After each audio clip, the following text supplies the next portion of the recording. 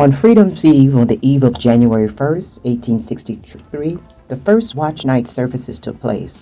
On that night, enslaved and free African Americans gathered in churches and private homes all across the country, awaiting news that the Emancipation Proclamation had taken effect.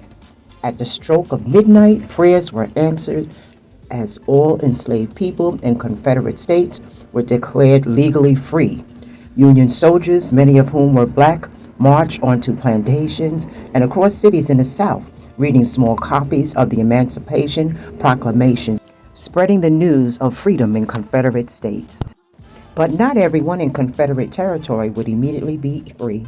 Even though the Emancipation Proclamation was made effective in 1863, it could not be implemented in places still under Confederate control. As a result, in the westmost Confederate state of Texas, enslaved people would not be free until much later. Freedom finally came on June 19, 1865, when 2,000 Union troops arrived in Galveston Bay, Texas. The Army announced that the more than 250,000 enslaved black people in the state were free by executive decree. This day came to be known as Juneteenth by the newly freed people in Texas. Public awareness of Juneteenth grew in 2020 amid nationwide protests after the police killings of several black Americans, including George Floyd, Breonna Taylor.